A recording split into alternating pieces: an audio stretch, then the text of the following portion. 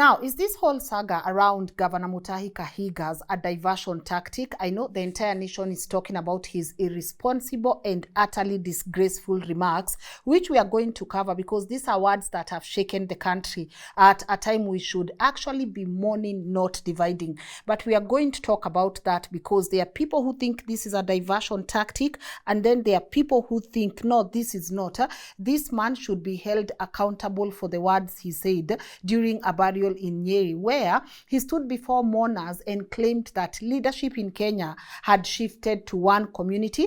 He went further to suggest that before Raila Odinga's death, government development, the goodies, were being channeled to Nyanza region, and that somehow God had intervened to change that. Now, let's call that for what it is: very heartless, tribal, and completely unbecoming of a national leader, especially a governor.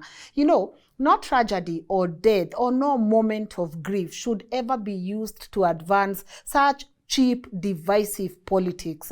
Kahiga did not just cross a line. He stomped all over the values of decency, unity, and respect that public office demands. This was not an emotional slip. No, it was not. It was a calculated statement delivered at a moment when the country is still raw in pain, and also a sitting governor to use such words in a funeral in a time of national mourning and to mock the death of a leader who shaped our democracy is not just insensitive, it is very immoral. Kenyans have every right to be angry because these are not the words of a man fit to lead a county. No, they are the words of someone who has chosen tribal survival over national integrity. And they cut deep. They are reopening wounds right now. Take a look at some of the posts even on X, and they are reminding people that the ghosts of 1992, 1997, and 2007 are still alive, waiting for moments like these to return. And yet, while some people are condemning his words to the core, there are also those who believe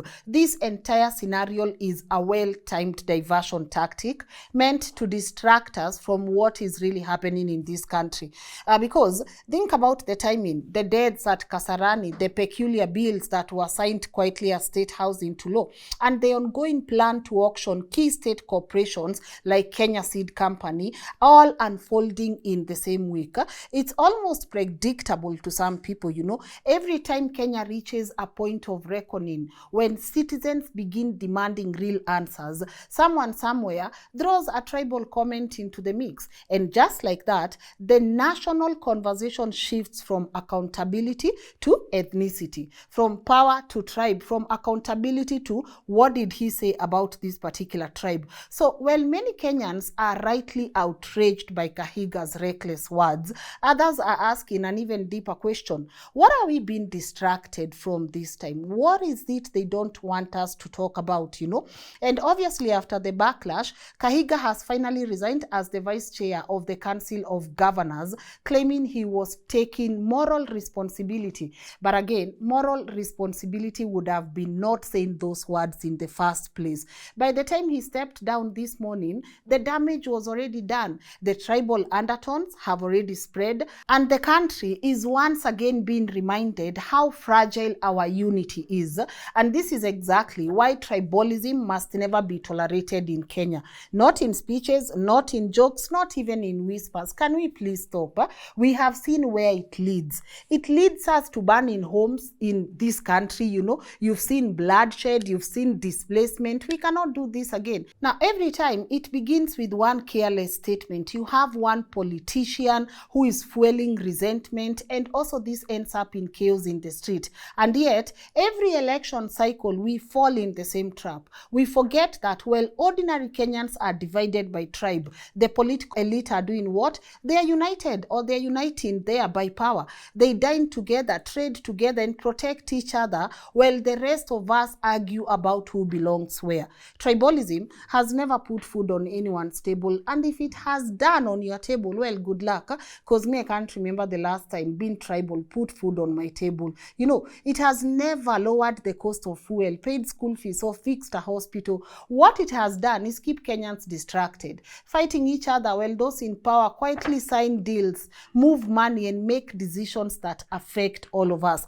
Anyways, I spoke about the people who think this is also a distraction, and today I want to cover both sides.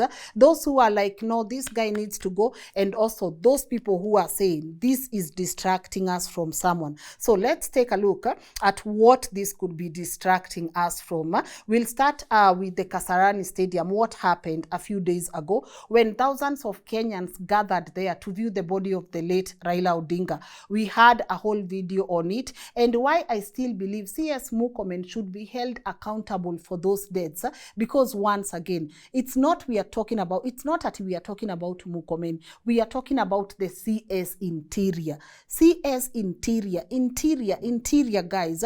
It doesn't matter whether it's one person who is there, it matters that you are the CS interior. So when people die because of your poor planning, we are definitely going to call you out. Yeah? What was meant to be a final farewell to a man who had dedicated his life to justice and reform turned into chaos. Crowds surged, police opened fire, live bullets actually, and 3 Kenyans were killed. Actually, some reports even say 4 Kenyans were shot dead at this event that was supposed to be about peace and national unity.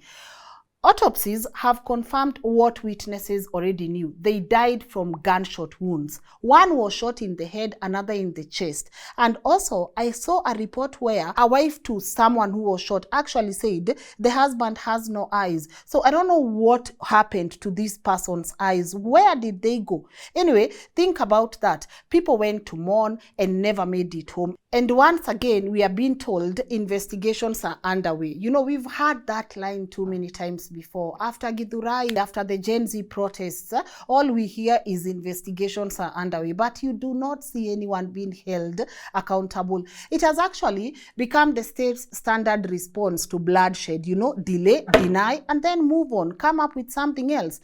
Anyway, the tragedy at Kasarani is not just about crowd control. It's also about what happens when a government becomes so insensitive to death. When citizens' lives can be lost in broad daylight during a public viewing and nobody at the top is being held responsible. Anyway, that's not all. Well, Kenyans were still grieving the death of Raila Odinga. We covered that also. Something else happened quietly at State House. You remember, Ruto signed 8 new bills into law. There's been a whole conversation on that. People are condemning him now. I saw Maraga issue a statement about it. But again, there was no consultation, no public awareness, just people in the morning signing bills into law. And now some people are saying this was being done because the country was distracted by the death of Raila Odinga. And these are not just ordinary laws that were signed. These are laws that reach deep into Kenya's economy, land, privacy, and even the digital space. Among them, there is the Privatization Act of 2025, which gives the government sweeping powers to sell state corporations without parliamentary approval. And then there is the National Land Amendments, you know, that is shifting land power back to central authorities.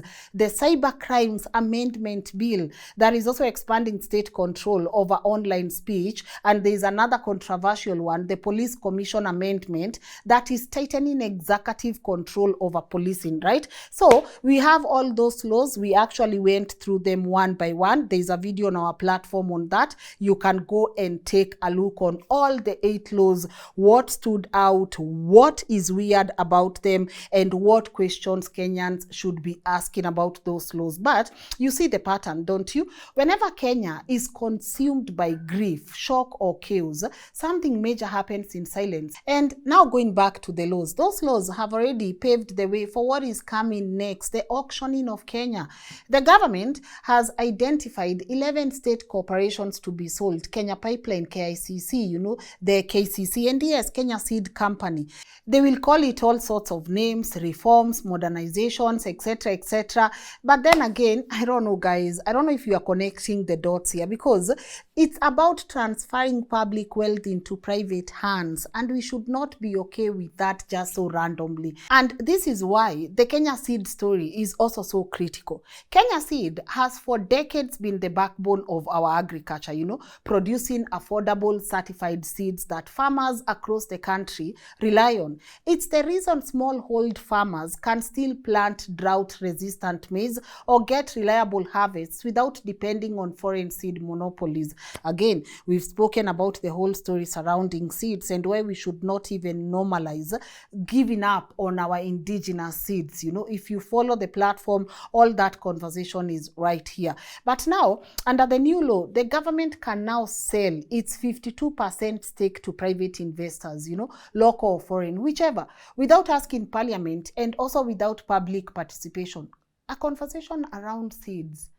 See, by the way, we should actually just be consulted. It's about seeds. It's about our food. Anyways, if that happens, control over Kenya's seed system, our food sovereignty, will slip into private hands. Seed prices will go up, access will shrink, and our farmers, the people who feed this nation, will be left at the mercy of profit-driven companies. So we talked about it. Who benefits, especially in this whole seed scenario? Take a look at some of those episodes in our platform. But this is not just about business, it's about control. Control over what Kenyans eat, plant, and produce. And once you control a country's food, you control its future. He who feeds you controls you. And yet, most Kenyans don't even know this is happening. Because, well, the government was signing away public assets, or it's considering signing away the public assets, the national conversation is again trapped in what? Tribal noise. We are being played over and over again by the same script. They are using the same script. Whenever Kenyans start to unite around real issues like poverty, corruption, injustice, our seed sovereignty, food security, someone throws a tribal grenade. Then stand back and watch us burn each other online. Well, they quietly do what they came to do. And that is exactly why we must never take what Mutahi Kahiga said lightly. I don't want us to take it lightly. Because two truths can exist at the same time. He said what he said, but again, there are also other things that we need to pay attention to, lest we forget. Anyways, I don't want us to take his words lightly, because those words will definitely cause harm to our nation. They are words that turn neighbors against each other. They are words that will make us fight each other, so we cannot entertain those words. And let's just be clear, tribalism is not patriotism, it's not loyalty, it's not honesty, it's a tool that is used by politicians who have run out of ideas, but they still crave power. You saw what happened when we were trying to reject all these things we've been rejecting, and the protest, and they pulled the tribal card, and it did not work. That does not mean because it did not work then they won't do it again over and over. These people will do whatever they need to do to stay in power. And every time this happens, always ask yourself, who stands to benefit? Who stands to benefit from all this? As I said, Mutahi needs to be held accountable for everything that he said.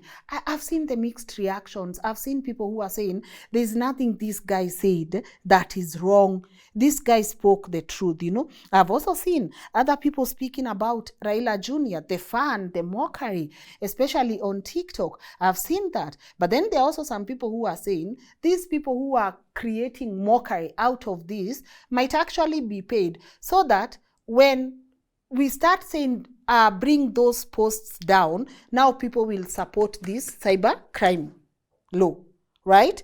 There are so many things that are happening. If we do not internalize them or analyze them carefully, we are going to lose it. But let me take a look at some of your mixed reactions around this. I'm going to start with someone here by the name Ezekiel Mutua. He said, Nyeri Governor Mutahi Kahiga has apologized and resigned as Vice Chair of the Council of Governors. There is no need to over-dramatize this regrettable incident. Let it be put to rest. Importantly, he has stated that the remarks were his personal views, so no one should involve the Kikuyu community or other leaders in this issue. Let Baba's spirit rest. I think he's saying too many weird things at the same time. Okay, he has apologized apologize, so you guys leave him alone. And then, oh, he did not speak. So I don't know. I honestly don't know what his post is supposed to mean at this point. But Orengo said the utterances by the governor of Nyeri about Raila Odinga are shameful, callous, and distasteful, and is not protected speech. This is hateful speech that brings dishonor to the public offices occupied by the governor, impunity at its worst. And then Jeremiah Kioni said, Mutahi Kahiga has outdone himself in disgrace. Let it be known that he spoke for himself, not for Nyeri, not for the mountain, and certainly not for Kenya.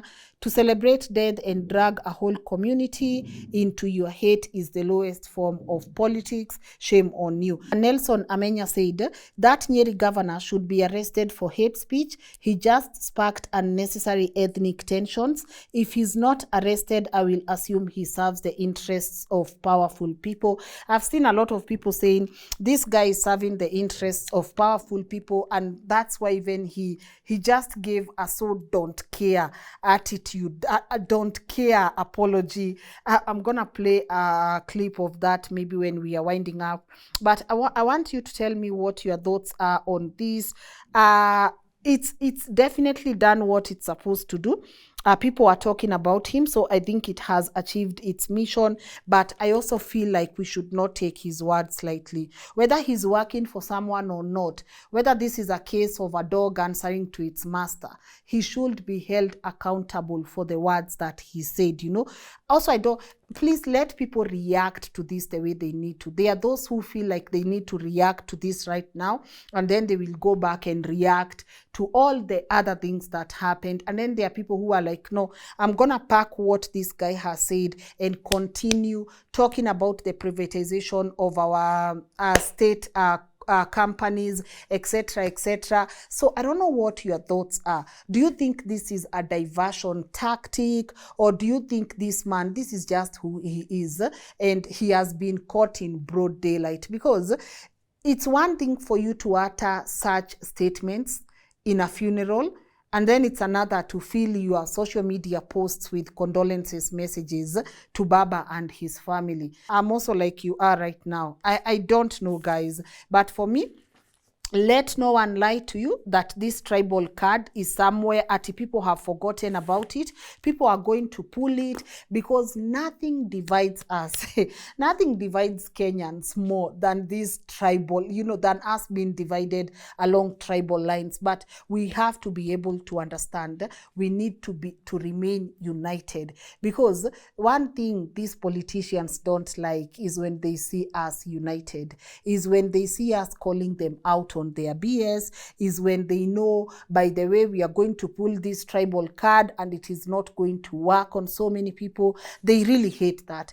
Please be careful when you see even politicians telling you to defend your tribe. No, anyway, when you are defending your tribe, them, they are out there defending their wealth. You know, when you are fighting online, they are signing contracts. While you are busy arguing about who should lead, they are actually auctioning the country piece by piece. So let's be very careful with what these people are saying to us, because it's unfortunate. Look at what happened in Kasarani. No one is taking responsibility, you know, and I thought this is something that we should have answers right now.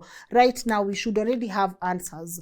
Who is being held accountable, you know? Those things were filmed, right? They are filmed, they are camera, they are shots. There is footage of that, but no one is being held accountable. And we will wait to see if anyone will be held accountable. So let me know your thoughts on this whole scenario. And also, if you're aware of something else that Kenyans need to start paying attention to, that you feel people are not paying attention to. I saw the GMO story on the cassava being introduced in 18 counties, just waiting for more details on that. And then I see if we can cover that. But I think we should actually pay attention to what happens to Kenya Seed. And that is why I urge you to take a look at some of the conversations we've had on who benefits when Africans can no longer replant their own seeds? Who benefits when our farmers need to go buying seeds and knowing very well these seeds cannot be replanted? Who benefits from this monopoly? Who benefits? Because it's not you and I. These are big multinational companies that are benefiting, you know, and we have to be very cautious when it comes to protecting our indigenous seeds, because again, we always say, he who feeds you controls you. So share your thoughts with me on the comment section. We'll be happy to interact with you guys there, and also comment respectfully. Let us know what you think, or where do you, what is the meaning of all this, you know? How have you analyzed it? Do you think it's a diversion tactic, or this is just a man who was caught off guard in broad daylight doing what he does best? Sawa sawa? Yeah, so share your thoughts with me on the comment section. Hopefully we see each other tomorrow. Bye-bye.